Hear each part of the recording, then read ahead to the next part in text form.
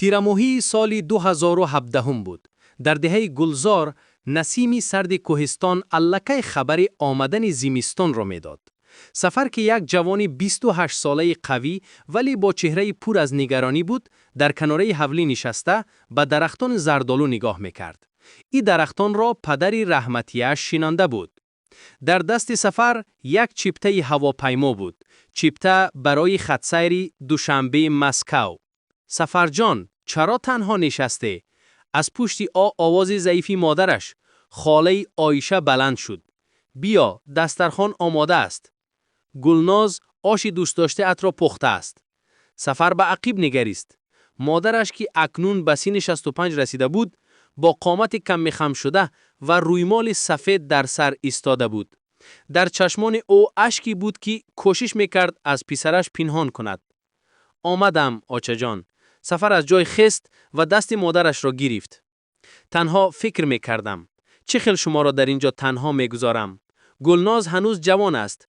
مهراب جان همگی 7 ماه است. اگر من نروم، این قرضهای توی ما را آرام نمیگذارند. خانواده به سر دسترخوان نشستند.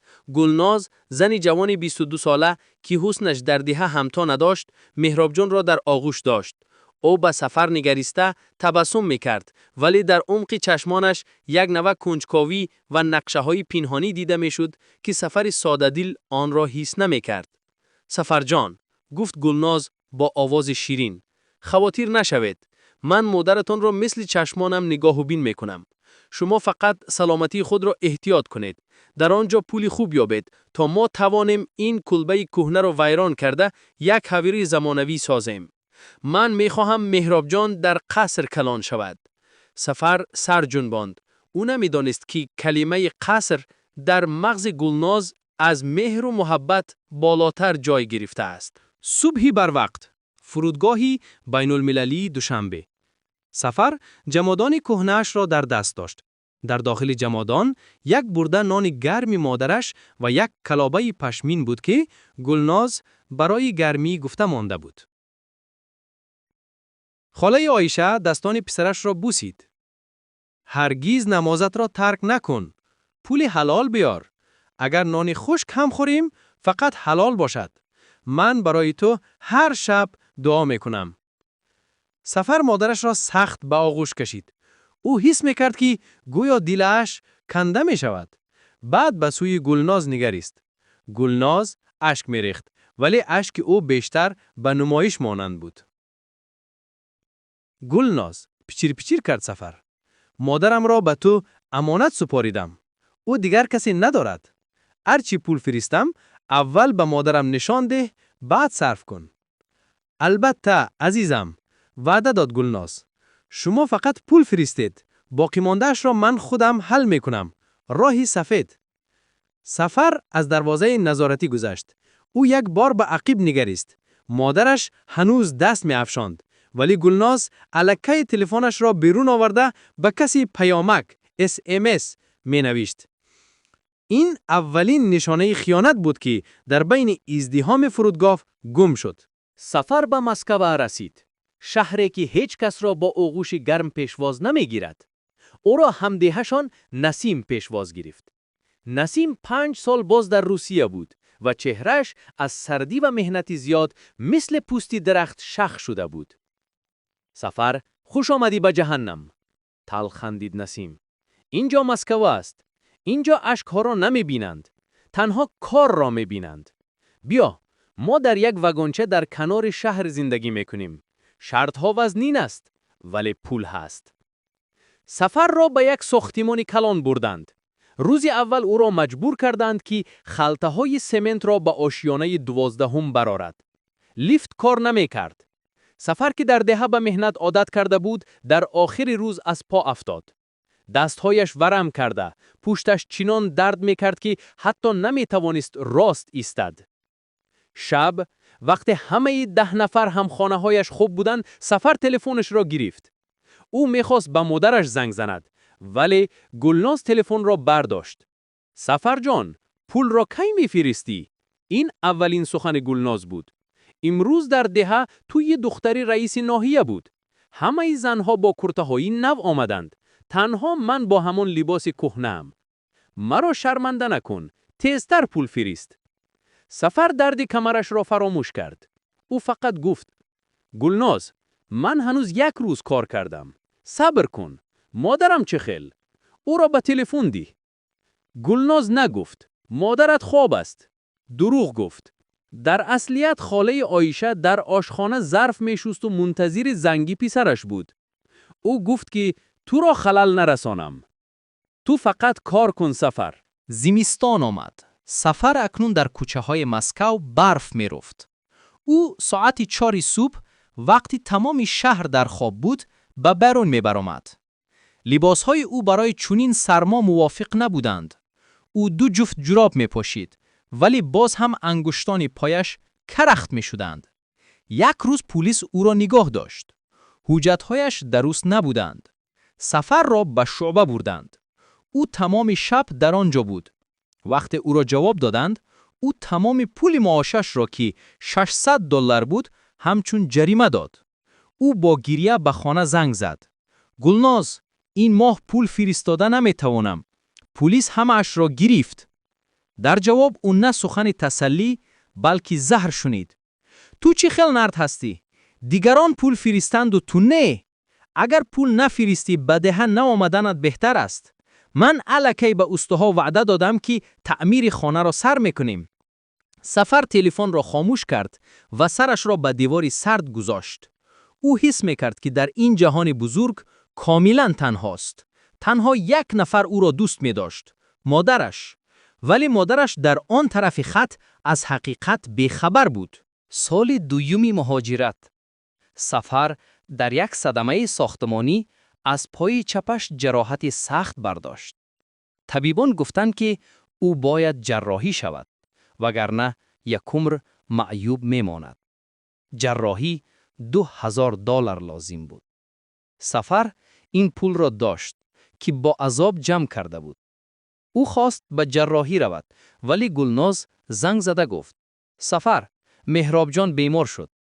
دکترها میگویند که اگر $2000 ندهیم او را طبابت نمی کنند. پول را تیز فرستاد. سفر بی دودلگی پول جراحی خود را برای طبابت پسرش فرستاد. او نمیدانست که مهراب جان صحت است و گلناز این پول را برای خریدن 1 گردنبند طلایی برای خودش صرف کرده است. سفر با پای معیوب و دردمند به کار ادامه داد. او اکنون میغنگید ولی باز هم بیل میزد، باز هم بار وزنین میبرداشت. او برای گلناز و مهراب جان میسوخت ولی گلناز در دهه با پول معیوبی سفر قصر میساخت. در حالی که سفر در مسکو با پای معیوب و دردمند در ساختمان‌های لایالود کار میکرد، در دهه گلزار وضعیت کاملا دیگر بود. گلناز با آن $2000 که سفر برای جراحی خودش جمع کرده بود، نه تنها گردنبندی طلایی خرید، بلکه تمامی نمودی ظاهری خود را دیگر کرد. روز گلناز به نزد خاله عایشه آمد که در خانه اساسی نشسته جوراب میبافت. خاله جان، گفت گلناز با آهنگ فرمایشی، استاها می آیند. ما این خانه را ویران میکنیم. شما باید به آشخانه کهنه کنار حوله کوچید. آنجا خرد است. به شما آسان می شود. خاله عایشه با تعجب به کلینش نگاه کرد. آشخانه کهنه دیوارهای پخسگی داشت و در زمستان مثل یخدان سرد می شد. دخترم، آنجا برای من وزنین است. پایهایم درد می کنند. نمی دارد. سفر جانم گفته بود که مرا نگاه و بین کن. سفر در روسیه است. با قهر داد زد گلناز. او پول میفرستد که من خانه سازم، نه اینکه شما را در بالای پخته ها خوابانم. اگر معقول نباشد می توانید به نزد خواهرتان روید. کمپری بیچاره با دستان لرزان کرپه و بالینش را جمع کرد. او در تنهایی به آن کلبه سرد کوچید. شبها از سردی می لرزید ولی به سفر چیزی نمی گفت تا پسرش در غربت نگران نشود. او فکر می کرد که این همه موقتی است. گلناز هر ماه از سفر 800 تا $1000 می گرفت. این پولی کلان بود. ولی برای خاله عایشه حتی 1 کیلو گوشت نمی خرید. او به کمپیر تنها نانی خشک و چای بیقند می داد. خاله جان، پولی پسرتان به سیمنت و خشت نمی رسد. دروغ می گفت گلناز، در حالی که خودش در درون با دوگانه هایش آشی پلاو می خورد. شما باید صرفه کنید. یک پیگاه گلناز از بازار با 3 خلطه پر از لباسهای گرانبها برگشت. خاله آیشا در لب جویبار نشسته بود. دخترم، گلناز، گفت کمپیر با امید. سفرجان معاش گرفته است. شاید به من یک جفت کفش گرم می گرفتی. این کفش هایم دریده اند، پایم در لای می مانند. گلناز با کراهت به کفش های دریده کمپیر نگاه کرد. کفش؟ شما کجا می روید که کفش نو لازم باشد؟ در همین حولی می گردید کو. پول را به چیزهای بیهوده صرف نکنید. همان شب گلناز در نزد آینه ایستاده کرته نوی اطلسش را چند می کرد و در تلفن به دوگانه‌اش می گفت: این کمپیر خیلی جان سخت بوده است. نمیدانم کی از این خانه خلاص می شوم. او نمیدانست که مهراب جان خردکک در پشت در ایستاده این سخنان را می شنید. مهراب جان اکنون 3 ساله شده بود. او کودکی زیرک بود. او میدید که مادرش چی طور بیبیش را عذاب میدهد. یک روز مهراب جان یک پاره قند را که مادرش به او داده بود پنهانی به کلبه بیبیش برد. بیبی جان بیا قند خور، گفت کودک با مهر. آچه هم گفت که تو را دوست نمی دارد ولی آن تو را دوست می دارم. خاله آیشه نبیرش را به آغوش گرفت و گریست. گفت: بچم این گپ‌ها را نگو. آچه‌ات خسته شده است برای همین خیل میگوید. تو به داده‌ات چیزی نگو. خوب؟ مهراب جان چیزی نفهمید ولی در دل کوچکش نفرت اولین نسبت به مادرش پیدا شد. گلناز باشد مهراب جان را با بازیچه‌های گرانبها خریدن می‌خواست. او به کودک میگفت: ببین اینها را من برایت خریدم. دادا در روسیه ما را پرتافته رفته است. او دیگر نمیآید. تنها من به تو نزدیک هستم. این دروغ‌ها مثل زهر در مغز کودک جای می‌گرفتند. گلناز نقشه داشت که وقت سفر برمیگردد مهراب جان حتی به او دادا هم نگوید. در مسکو سفر هر شب کوشش میکرد که با مادرش گپ زند. ولی گلناز همیشه بهانه می‌یافت. سفر جان، تلفن مادرک ویران شد. دیروز با آب افتاد. حالا پولی تعمیرش رو ندارم، میگفت گلناز. بعد هم مادرت خیلی کم گپ شده است. میگوید که به سفر گوی که فقط پول فرستد، به من زنگ نزند. من خسته میشوم. سفر در ساختمان ایستاده به این سخنها باور نمیکرد. گلناز، مادری من هیچگاه این خیل نمیگوید. او هر روز منتظر من بود. چی شده است؟ راستش را گوی. سفر، تو به من باور نداری؟ گلناز به گریه ساخته شروع میکرد. من در اینجا با یک کودک و یک کمپیر بیمار تنها ماندم. تو باشد از آنجا مرا گمانبر میکنی. اگر این خیل باشد دیگر به من زنگ نزن. سفر مجبور میشد که عذر پرسد. او برای آرام کردن گلناز باز هم پولی بیشتر میفرستاد. او نمیدانست که در آن لحظه خاله آیشه در کلبه سرد در نزد تریزه نشسته به راه ده نگاه میکرد و میگفت: سفر جانم، چرا این ماه هم زنگ نزدی؟ مگر مرا فراموش کردی؟ بچم. زمستان سال 4 مهاجرت سفر خیلی سخت آمد. در دهه گلزار برف تا زانو می رسید. در حوله نوی سفر که الکی آشیانه یکمش تیار شده بود، گلناز در زیر تپه پیچکه برقی خواب بود. در کلبه کهنه باشد خاله آیشه تنها یک کرپه تنوک داشت. هزومهایش تمام شده بودند. گلناز گفته بود که هزوم گران است، طاقت کنید. کمپیر از جای خست و با دستهای کرخت شدهش طهارت کرد. او در نیمه شب به نماز ایستاد. خدایا پیچیر میکرد او. خدایا سفر مرا در روسیه گرم نگاه دار. با پایش خار نخلد. با کلینم انصاف ده. من میلش طاقت میکنم. فقط بچه‌ام را خار نکن. اشکهای کمپیر در بالای جای نماز کهنه یخ میبستند. در همان شب سفر در مسکو خواب دید که مادرش در بین برف ایستاده است و به او دست میافشاند. او با ترس از خواب خیست. دلش گواهی میداد که چیزی درست نیست. گلناز اکنون در ده خانم شده بود. او با زنهای ثروتمند ناحیه آشنایی پیدا کرد. آنها هر هفته در حوله نیم سوخته سفر جمع می شدند و ضیافت می دادند. گلناز جان، می گفت یکی از دوگانه هایش، تو خیلی جوان و زیبا هستی. این کمپیر به تو خلل می رساند. وقت سفر آید وی همه عیبهای تو را به او می گوید. تو باید فکر کنی که وی را از اینجا دور کنی. گلناز پیاله چای را به لب برد و با زهرخنده گفت: من الکی نقشه دارم. 1-2 سال دیگر سفر پول فرستد، خانه پورا تمام شود، بعد من میدونم چی کار کنم. سفر به من چنان باور دارد که اگر گویم آفتاب از طرف مغرب میبراید، وای باور میکند.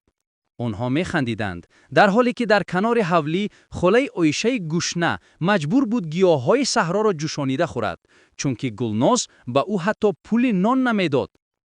بهار سال 5 فرا رسید. ساختمان حولی نوی سفر قریب به آخر رسیده بود. دیوارهای بلند، دروازه‌های آهنی نقشین و تیره‌های کلان، همه این با عرق جبین سفر در ساختمان‌های روسیه ساخته شده بود. ولی برای گلناز یک مشکل باقی مانده بود. خاله عایشه. کمپیر اکنون از سرمای زمستانی کلبه کهنه سخت بیمار شده بود. سلفه‌های پی در پی او گلناز را عصبی می کردند. خاله جان، گفت یک صبح با تبسم ساخته که در پسش زهر پنهان بود. سفرجان زنگ زد. او پول زیاد فرستاده است و گفت که شما را به یک آسایشگاه سناتاری بهترین بریم تا سلامتی اتان را برقرار کنید. آنجا دکترها هستند، خوراک‌های بامزه می‌دهند. خاله عایشه با چشمان بیمدار خود به کلینش نگاه کرد. آسایشگاه؟ نه دخترم، من نمیخواهم از این حولی دور شوم. من بوی سفرجان را در همین جا حس میکنم. همین کنج حولی برای من کفایه است. گلناز با غضب دندانهایش را به هم فشرد، ولی آوازش را ملایم نگاه داشت. آخر سفرجان خفه می شود. او می خواهد شما را صحت بیند. ماشین الکی در راه است. تنها برای 1 ماه می روید. خلاص. کمپیر سودادل به نام پیسرش باور کرد. او ندانست که گلناز با برادر خودش مصلحت کرده است تا مادر را به خانه پیران سالان برند و به سفر دروغ گویند. ماشین کهنه برادر گلناز در نزد دروازه ایستاد. گلناز با شتاب یک چند لباس کهنه خاله عایشه را به یک خلطه انداخت. او حتی صورت سفر را که کمپیر زیر بالینش نگاه می داشت به او نداد. بیاید زود باشد می گفت. برادر گلناز، راه دور است. مهراب جان 5 ساله در لب دروازه ایستاده بود. او مدید که چه طور بیبیش را با زوری به ماشین سوار می کنند. اوچه بیبیم کجا می رود؟ پرسید کودک. چرا وی گریه دارد؟ رو به درون، داد زد گلناز. بیبیت به مهمانی می رود. ماشین حرکت کرد. خاله عایشه از ترزه عقیب به حولی پسرش نگاه می کرد. او حس می کرد که این آخرین دیدار او با این خانه است. ماشین نه به سوی آسایشگاه سبز و خرم، بلکه به سوی کنار شهر به یک بینای کهنه و خاکسترنگ روان بود که در پیشانه اش خانه پیران سالان و معیوبان نوشته شده بود. وقتی به آنجا رسیدند، برادر گلناز کمپیر را فرو آورد و به دست یک زن ناشناس سپرد. این کس خویش ما هستند، دروغ گفت او. ما دیگر امکانی نگاه و بین نداریم. خاله عایشه با دهشت به اطراف نگاه میکرد. بوی دارو و تنهایی تمام بینا را فرا گرفته بود. ماشین با سرعت دور شد و کمپیر 68 ساله در میان بیگانگان تنها ماند. در مسکو سفر در آشیانه 22 یک بینای نو کار میکرد. او اکنون استای گلدست شده بود و پول خوب میافت. همان شب به گلناز زنگ زد. گلناز عزیزم، گفت سفر. من این ماه $1200 فرستادم. برای مادرم بهترین خوراک را بخر. میخواهم با آوازش را شنوم. دلم خیلی تنگ شده است. گلناز که در حولی نوی پر از جلا نشسته بود، با آواز آرام جواب داد. سفر جان، خبری خوش. مادرتان به نزد خاله اشان به دهه دور کوهستان رفتند. آنجا هوا تازه است. آنها گفتند که دیگر نمیخواهند با تلفن گپ زنند، چون که گوشهایشان درد میکند. تنها دعا میفرستند. به نزد خاله ام؟ سفر حیران شد. ولی خاله ام پیر است کو؟ چه خیل مادرم را نگاه و بین میکند؟ سفر، شما همیشه شبهه میکنید. گلناز به قهر آمد. من به خاطر راحت مادر شما همه کار را کردم. شما باشد باز ناراضیید. اگر به من باور ندارید، خودتان آمده بینید. گلناز می‌دانست که سفر بنا بر مشکلات حجت‌ها، دپارتاسیا، حداقل 2 سال دیگر برگشته نمی‌تواند. او با این دروغ سفر را آرام کرد و پولها را برای خریدن مبل‌های قیمت بها صرف نمود. در خانه پیرانسالان، خاله آیشه در یک حجره با 3 زن دیگری مثل خودش پرتافته شده زندگی می کرد. او هر روز نزد دروازه می نشست. آیشه خاله، باز کی را انتظار هستید؟ می پرسید پرستار مریم. کسی به سراغ شما نمی آید کو؟ پیسرم می آید. جواب می داد کمپیر با باوری کامل. سفر من در روسیه است. او نمی داند که من در اینجا هستم.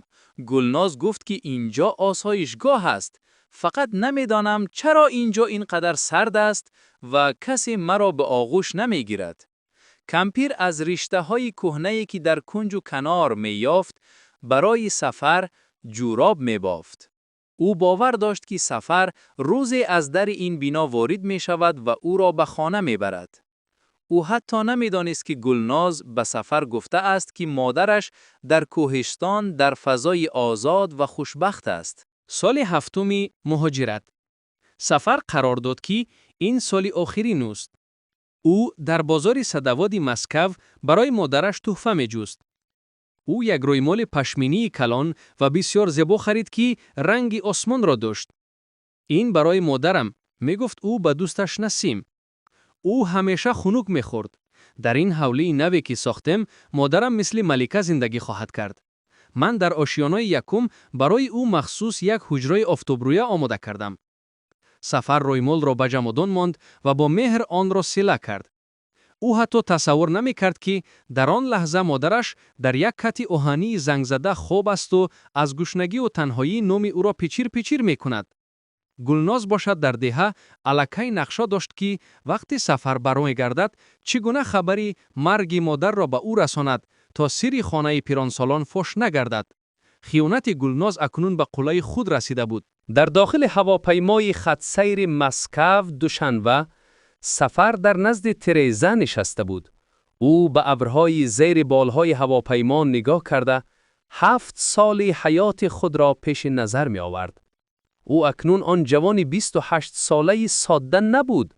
رویش از سرما و زحمت پر از آژنگ و نشانهای روزگار شده، مویهای سرش در غربت سفید گشته بودند.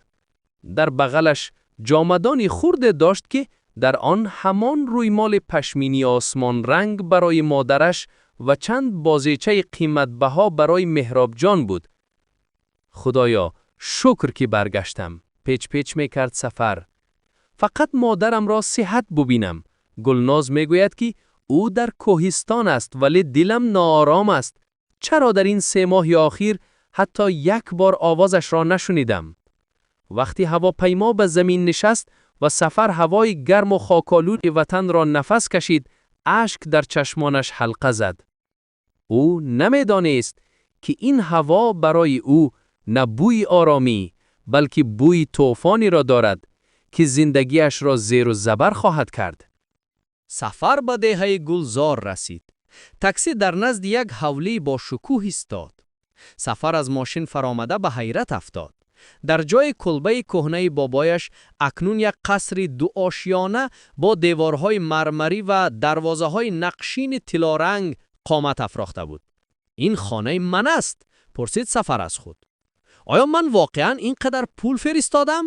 او وارد حوله شد، همه جا تازه و با حشمت بود. گلناز از زینه‌پایه‌های مرمری فرآمد. او لباس اقلسی قیمت بها در تن و در هر انگشتش یک انگشترین طلایی داشت. وقتی سفر را دید، یک لحظه در جایش شخ شد. در چشمانش نه شادی بلکه ترسی عمیق درخشید که زود آن را با تبسم ساخته پنهان کرد. سفر جان، مردمان، برگشتید؟ گلناز دویده آمد و خود را به آغوش سفر پرتافت. چرا خبر ندادید؟ ما منتظر شما نبودیم.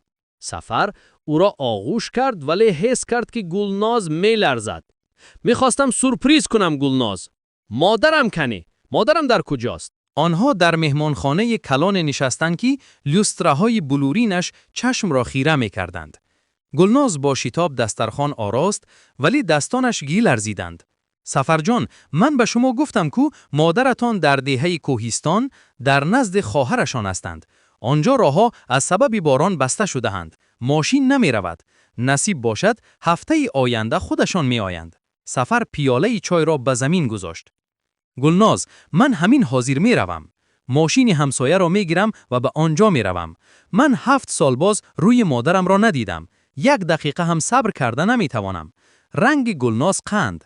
امید آن است که اگر سفر به آن ده رود می فهمد که مادرش هیچگاه آنجا نبوده است. نه، داد زد گلناز و بعد آوازش را پست کرد.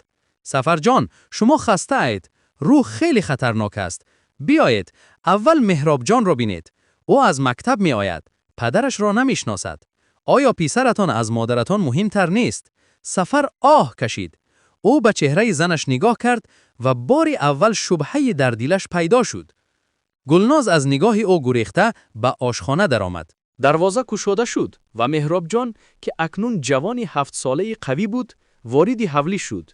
او با مردی لاغر و خاسته که در ایوان نشسته بود با تعجب نگاه کرد. این کیست آچه؟ پرسید مهراب جان و در پس گلناز پنهان شد. چرا در جای من نشسته است؟ این سخنان مثل کارد به جان سفر زدند. او دستهایش را دراز کرد. مهراب جان، بچم، من پدری تو هستم. من از روسیه آمدم. برای تو بازیچه ها آوردم. کودک به بازیچه ها نگاه هم نکرد. آچه هم گفته بود که پدری من در روسیه ما رو پرتافته رفته است و دیگر نمی آید. تو پدری من نیستی. پدری من پولی بسیار میفرستد ولی خودش نمی آید. گلناز کودک را زود به خانه درآورد. سفر در ایوان تنها ماند. او به دستهای خود نگاه کرد که از زحمت روسیه کفیده و سیاه شده بودند. او درک کرد که در این خانه با حشمت او تنها یک مهمانی ناخوانده است. سفر دیگر در خانه توقف نکرد و به کوچه برآمد. او می‌خواست همسایه ها را بیند و شاید از کسی درباره مادرش خبری بگیرد. او نسیم را دید که در نزد مغازه نشسته بود. سلام نسیم، گفت سفر. من برگشتم. نسیم از جای خست ولی در چشمانش شادی نبود. او به اطراف نگاه کرد گویا می ترسید که کسی آنها را می بیند. سفر، برگشتی؟ خیریت. خانه زور ساختی بچم. ماشاءالله. نسیم، تو میدانی که مادرم کی به کوهستان رفت؟ پرسید سفر. گلناز میگوید که وی آنجاست. نسیم لبهایش را گزید و سرش را خم کرد. سفر جان، من نمیدانم. من تنها میدانم که مادرت خیلی وقت باز در این دهه نیست. تو بهترش رفته از بابای قربانی پاچتکش پرس. وی همه چیز را میداند. نسیم زود دور شد. سفر حس کرد که در دهه همه یک سری را میدانند که تنها او از آن بخبر است. دلش از ترس فشرده شد. وقتی سفر به خانه برگشت گلناز خواب بود. او آرامانه به حولی برآمد. او میخواست کویبه کهنه را که در کنج حولی مانده بود و گلناز گفته بود آنجا انبار است ببیند. او در را گشود. در آنجا بوی کهنگی و نمی می آمد. سفر چراغ را روشن کرد و چیزی را دید که دنیا در چشمانش تاریک شد. در بالای یک کتی شکسته روی مال کهنه مادرش افتاده بود. در کنار آن یک کاسه سفالی شکسته که در درونش تنها چند برده نان خشک و قاق شده بود. سفر کاسه را به دست گرفت. این همان کاسه‌ای بود که مادرش همیشه در آن برای سفر دوغ می‌ریخت. او در دیوار با انگشت نوشتجاتی نافهمایی را دید. وقت نزدیک شد دید که اینها خطا هستند. مادرش روزها را حساب میکرد. اینجا انبار نیست. پیچر کرد سفر و اشک از چشمانش جاری شد. مادرم در اینجا زندگی میکرد. در این سرما، در این تنهایی. در همین لحظه سفر در کنج دیوار یک چیزی درخشان را دید. این یک گوشواره طلایی گلناز بود که شاید هنگام جنجال با کمپیر آنجا افتاده بود. سفر همه چیز را فهمید. مادرش در کوهستان نبود. سفر از تخانه سرد برآمد. در دستش همان کاسه سفالی شکسته و گوشواره طلایی گلناز را سخت میفشرد. او وارد خوابگاهی با حشمت شد که در آن گلناز در بالای کتی ملایم خواب بود. خیز فریاد زد سفر. آوازش مثل رعد در داخل خانه صدا داد. خیز ای زنی مکار. گلناز با ترس از جای پرید. وقتی سفر را با آن کاسه کهنه در دست دید، رنگش مثل دیوار سفید شد. سفر جان چی شد؟ چرا داد میزنید؟ مهراب جان را بیدار میکنید، گفت او با آواز لرزان. مهراب جان را. سفر کاسه را بر روی میز شیشگی زد و آن را شکست. تو درباره پسرم گپ میزنی؟ تویی که مادر مرا در آن تهخانه سرد مثل سگ نگاه داشتی. این چیست؟ او گوشواره را بر روی گلناز پرتافت. این را در کنج آن کلبه افلاس یافتم. مادرم در کجاست؟ راستش را گوی، وگرنه امشب این قصرت را به سرت چپه میکنم. گلناز به زانو افتاد. او دیگر راهی گریز نداشت. سفر جان مرا بشنوید. وی پیر شده بود. عقلش را گم کرده بود. من نمی توانستم او را در این خانه نو نگاه دارم. وی همه جا را چرکین میکرد. من او را به آسایشگاه شهر سپوریدم تا دخترها نگاه و بین کنند. آسایشگاه او را از کتفهایش گرفته تکان داد. نامش را گوی. کدام آسایشگاه؟ گلنوز با آوازی پست و گریه آلود نام مؤسسه را گرفت. این نه آسایشگاه، بلکه خانه پیران سالان و معیوبان کنار شهر بود. می گفت من مجبور بودم. برادرانم گفتند که اگر وی در اینجا باشد، آبروی ما در دهه می ریزد. سفر، مرا ببخش. من این همه را برای آینده مهراب جان کردم. سفر دستانش را از کتف گلناز برداشت. او به این زنی که 7 سال باز برایش جان میکند با نفرت نگاه کرد. آبرو، تلخ خندید سفر. تو آبرو را در دیوارهای مرمری میبینی، ولی نمیدانی که آبروی مرد دعای مادرش است. تو نه تنها مادری مرا، تو وجدانی مرا فروختی. سفر به یگان سخن دیگر از خانه برآمد.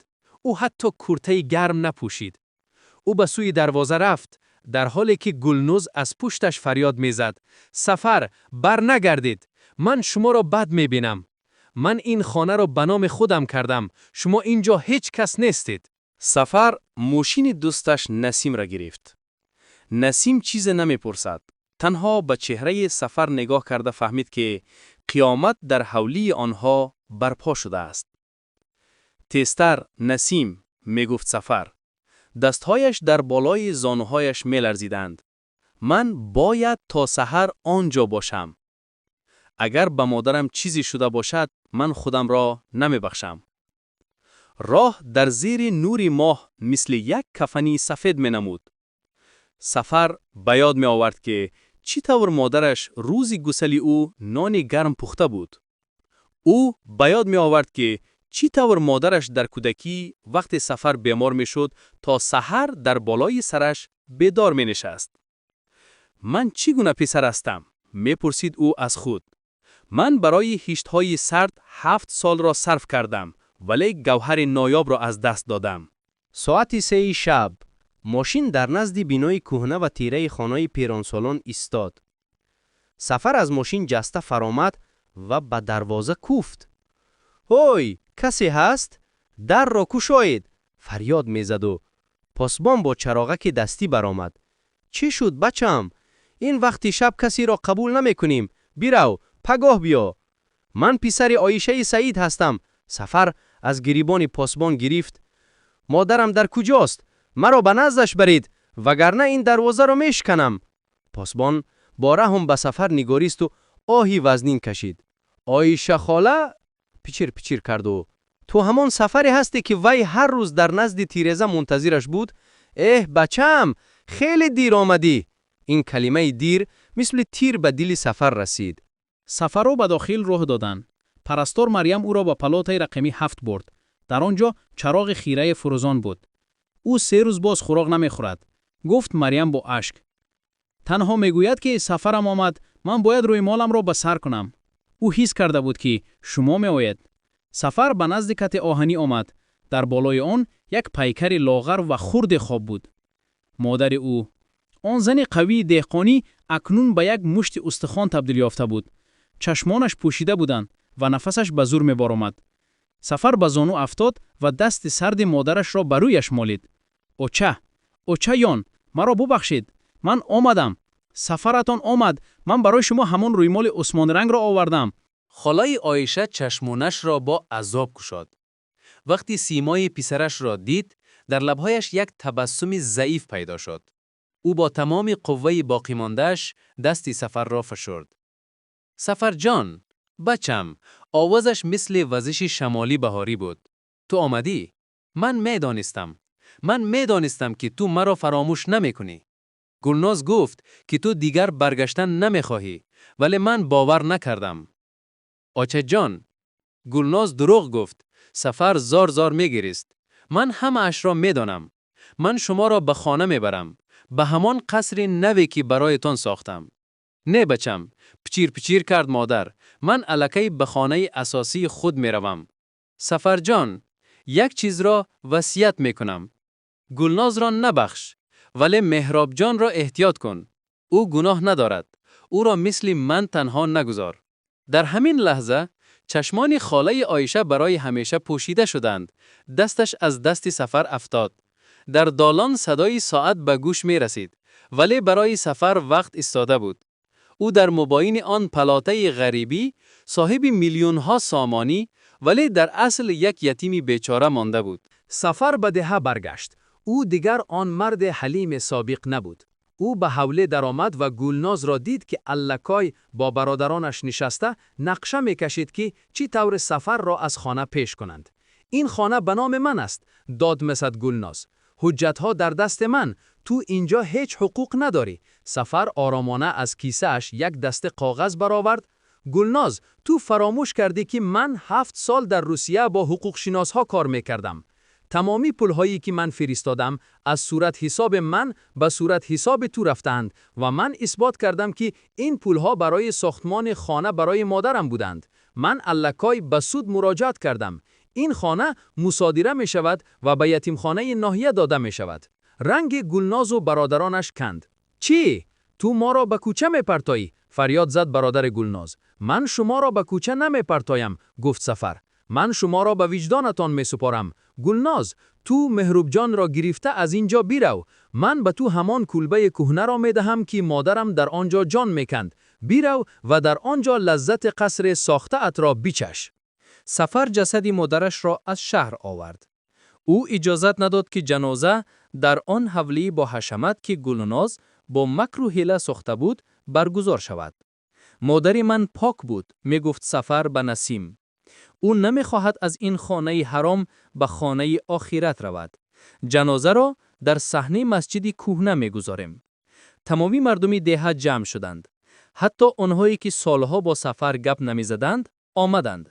همه میدانستند که خاله عایشه چگونه زنی صالحه بود و چه ظلم را تحمل کرد. سفر در نزد تابوت ایستاده بود. او به دستان خود نگاه میکرد و فکر میکرد. من برای این حولی 7 سال جان کهاندم، ولی اکنون میفهمم که حولی حقیقی من آغوش مادرم بود که آن را با دستان خود به خاک میسپارم. وقتی تابوت را میبرداشتند، صدای گریه سفر تمامی دشت را لرزاند. این نه تنها گریه جدایی، بلکه گریه پشیمانی مردی بود که دیر به حقیقت رسید. در حالی که جنازه ادامه داشت، گلناز در داخل قصر خود محبوس بود. او می ترسید که به بیرون برآید. او از تریزه آشیانه دوم به ازدحام نگاه میکرد. او میدید که چی طور مردم به سوی خانه او با نفرت نگاه میکنند. برادر، من چی کار کنم؟ میپرسید او از برادرش که در کنج نشسته سیگار میکشید. سفر دیوانه شده است. او گفت که خانه را میگیرد. مگر این ممکن است؟ من زنی او هستم. مهراب جان پسر او است. برادرش که یک مرد سودخور و ترسو بود جواب داد: تو از حد گذراندی گلناز. من به تو گفته بودم که کمپیر را این قدر عذاب نده. اکنون سفر حجتهای بانکی را جمع کرده است. اگر اثبات کند که پولها برای دیگر مقصد بودند و تو او را فریب دادی، سود تو را به کوچه می پرتاید. گلناز به سر مهراب جان داد زد که در کنج میگیریست. او در این لحظه نه مادر بلکه یک مخلوق تشنه مال بود. او در فکر آن بود که چی طور طلاهایش را پنهان کند. برای آنکه بیننده درک کند که سفر چگونه این پولها را یافته بود، ما به یک خاطره برمیگردیم. سفر در مسکو سال 5 مهاجرت. شب سفر در بالای کران ساختمانی در بلندی 100 متر نشسته است. هوا -35 درجه. دستپوشک‌هایش دریدند. او صورت و نام مادرش را در دیواری کران نوشته بود. آچا جان، باز 1 ساعت دیگر ایستادم. پیچیر پیچیر میکرد او. این پولها برای شماست. نمیگذارم دیگر در زمینی سرد شینید. برایتان کتی تیلایی میسازم.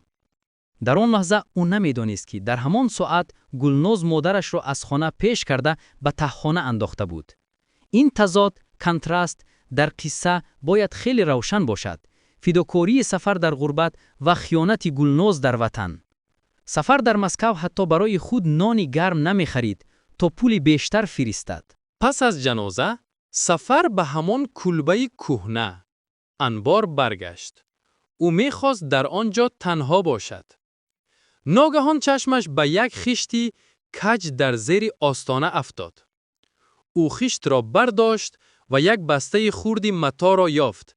در درون آن مکتوب‌های مادرش بودند که هیچگاه فرستاده نشده بودند. خاله عایشه آنها را نوشته پنهان کرده بود تا شاید روز سفر آنها را یابد. سفر جان، بچم، اگر این خط را خوانی بدان که من تو را بخشیدم. گلناز به من میگوید که تو مرا بد میبینی، ولی دل مادر من میگویستم فقط تشنه دیدار تو ام. اینجا در تهخانه موشها زیادند، ولی من با آنها گپ میزنم که تنها نمانم. سفر مکتوب را به چشمانش مالید. غضب او نسبت به گلناز اکنون به یک نفرت مقدس تبدیل یافت. او قرار داد که نه تنها خانه را میگیرد، بلکه گلناز را در نزد تمام قانون و مردم شرمنده میکند. سفر به شهر با نزد یک حقوق شناسی با تجربه رفت. او تمامی پیامک‌ها، SMS، چک بانک‌ها و ثبت‌های آوازی را که در دوام 7 سال گلناز با او فرستاده بود پیشنهاد کرد. این زن مرا فریب داده است، گفت. سفر به حقوق شناس. او مرا باور کناند که مادرم در آسایشگاه است، ولی او را به خانه پیران سالان پرتافت. من اثبات می کنم که این خانه با پول خیانت ساخته شده است. حقوق شناس گفت سفر، این کار آسان نیست. خانه به نام گلناز است. ولی ما می توانیم از روی ماده فریب و سوء استفاده از باوری کار کنیم. ما باید شاهدان را یابیم. و سفر به دهه برگشت تا شاهدان را جمع کند، ولی مردم می ترسیدند. برادران گلناز به همه تهدید می کردند. یگانه شاهدی واقعی مهراب جان بود.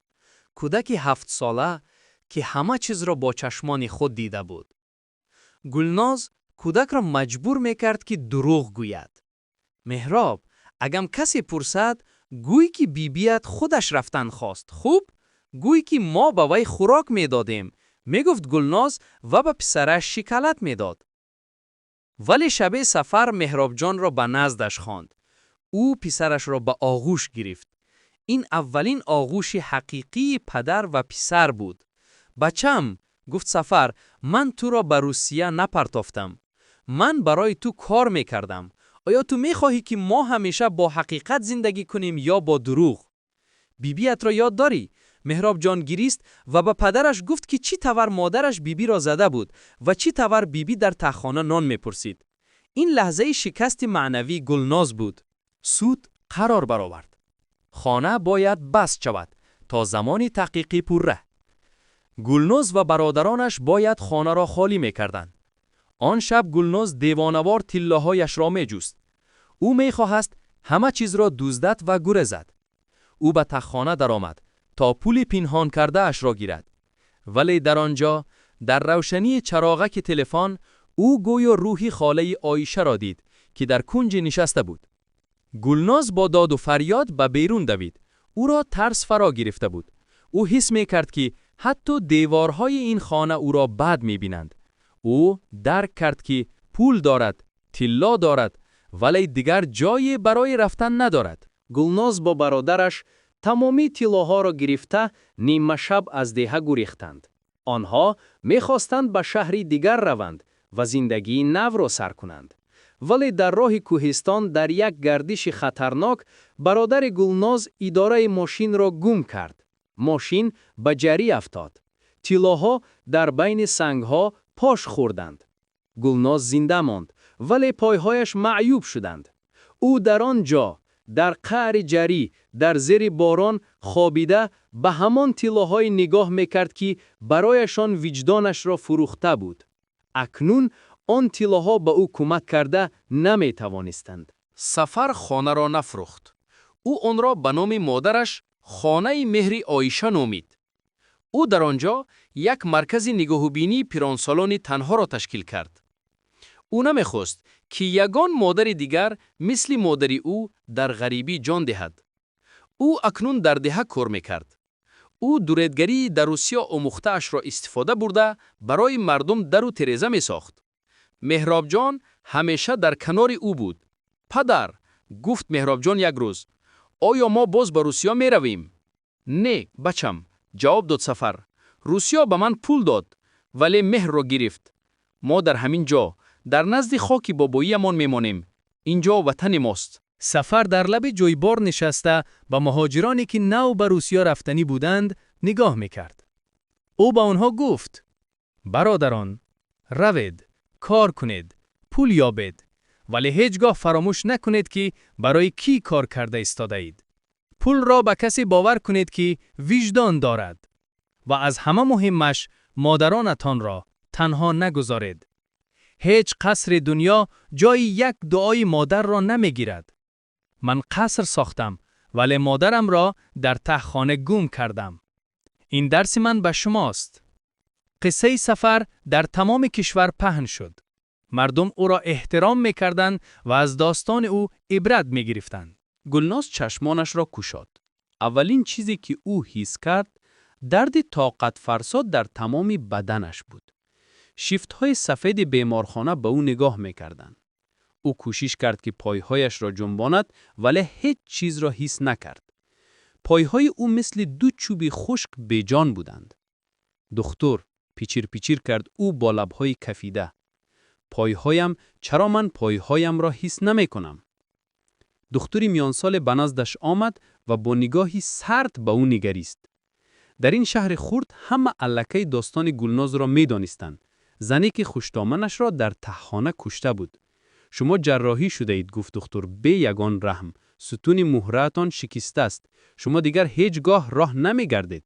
این معجزه است که زنده مانده اید. برادرتان باشد، او را دیروز به خاک سپاریدند. گلناز فریاد زدن خواست ولی آوازش نبرآمد. او به دستهایش نگاه کرد. همه آن انگشترین های طلایی که با پول سفر خریده بود گم شده بودند. تنها نشان زخمها در انگشتانش مانده بود. او اکنون نه زیبایی داشت، نه ثروت و نه قدرتی راه گشتن. روزها می‌گذشتند. گلناز منتظر بود که دوگانه‌هایش که همیشه در ضیافت‌های او بودند به خبرگیریش می‌آیند. ولی هیچ کس نیامد. یک روز او از تریزه دید که یکی از دوگانه‌های نزدیکش، ملیکه، از نزد کلبه می‌گذرد. ملیکه فریاد زد گلناز با آوازی لرزان: التماس به من کمک کن. تنها یک کاسه آب ده. ملیکه ایستاد، روی مالش را به دهانش گرفت و با نفرت گفت: با کدام روی مرا فریاد میزنی؟ ما همه میدانیم که تو چی کار کردی. مردم میگویند که هر کسی به تو نزدیک شود لعنت میگیرد. خانه با حشمتت را سفر به یتیمان داد، تو باشد در همان لای بمیر. ملیکه رفت. گلناز در روی فرش افتیده میگریست. او فهمید که تمامی آن دوستی ها با پول خریده شده بودند. وقت پول تمام شد، آدمیت هم تمام شد. او در بین دهه خود از همه بیگانه تر بود. شبها برای گلناز دهشتناک بودند. در روشنی خیره چراغ او همیشه در کنج خانه سایه را میدید.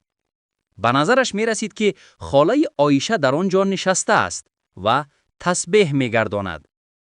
گلناز، گویا صدا می آمد. چرا جای نماز مرا شستی؟ چرا نان مرا گرفتی؟ گلناز گوشهایش را با دستهایش می پوشید و داد می زد: مرا آرام گذارید، مرا ببخشید. ولی روح مادر چیز نمی گفت. تنها با رحم به او نگاه می کرد. این بدترین جزا بود. اگر مادر او را جنگ میکرد شاید سبکتر میشد. ولی خاموشی این روح گلناز را دیوانه میکرد. او حس میکرد که وجدانش مثل یک جانور گشنه از درون او را میخورد. یک بهگاه در گشوده شد و مهراب جان وارد شد. در دستش یک کوسه شوربای گرم بود. گلناز با امید به پسرش نگاه کرد. بچم، مهراب جان، تو آمدی؟ مرا از اینجا به نزد دده‌ات بر. بگو که من پشیمانم. مهراب جان کوسه را در نزد او گذاشت و یک قدم به عقیب رفت. این را دده‌ام فرستادند. گفت کودک با آواز بهیسیات. دده‌ام گفتند که من باید به تو کمک کنم چون که تو مرا به دنیا آوردی. ولی او گفت که تو دیگر مادر ما نیستی. تو زن هستی که بیبیم را کشتی. نگو این خل بچم، من تو را دوست می دارم. گلناز خواست دست کودک را گیرد. نه، گفت مهراب جانان. تو فقط پول را دوست می داشتی. بیبیم به من نان می داد وقتی تو مرا جنگ می کردی. من دیگر نمی خواهم به چشمان تو نگاه کنم. کودک برآمد و در را بست. صدای بسته شدن در برای گلناز مثل صدای بسته شدن در بهشت بود. او فهمید که پسرش را هم برای همیشه گم کرده است. گلناز یک پارچه آینه شکسته را از زمین یافت. او به چهره خود نگاه کرد. از آن زن زیبا و مغروری که 7 سال پیش سفر را گسل کرده بود، چیزی نمانده بود. رویش زرد، چشمانش فرو رفته و مویهایش پریشان. من چی کار کردم؟ اولین بار او واقعاً پشیمان شد. من قصر ساختم، ولی در درونش کبوتر نبود. من طلا جمع کردم، ولی آنها مرا گرم نکردند. سفر، مرا ببخش. او به یاد آورد که چی طور سفر در روسیه در بلندی ها کار میکرد و به او مکتوب های عاشقانه می نوشت. او همه آن محبت را به خشت های سرد عوض کرده بود. گلناز در آن کلبه تاریک به زانو تا جایی که می توانست نشست و به گریه درآمد. این نه گریه ترس و غضب، بلکه گریه پاکی روح بود. ولی خیلی دیر شده بود. در حوله باهشمات سفر یک لوحه کلونه گذاشت. در آن نوشته شده بود: این خانه با اشک مادر و عرق پسر ساخته شده است. بگذار اینجا مکانی مهر باشد، نه طمع. سفر به نزد کلبه گلناز آمد. او به درونی ندرآمد. تنها از تیرزه گفت: گلناز، من تو را بخشیدم، نه برای آن که تو لایق بخشش هستی، بلکه برای آن که مادرم در آخرین لحظهش بخش گفته بود. زندگی کن و ببین که چطور من به تو و با دعای مادرم خوشبخت می شوم. این بدترین جزا برای توست، دیدن خوشبختی من به اشتراک تو. سالها گذشتند. گلناز در همان کلبه از دنیا گذشت. کسی درباره او گپی خوب نگفت. ولی سفر تا امروز در ده زنده است. او را سفر مادر دوست میگویند. هر باره که جوان به روسیه سفر کردنی می شود، اول به نزد سفر می آید. سفر به آنها می گوید پول مثل برف است، می آید و آب می شود. ولی چهره مادر و پدر مثل آفتاب است. کوشش کنید که آفتاب خود را با برف روسیه نپاشانید.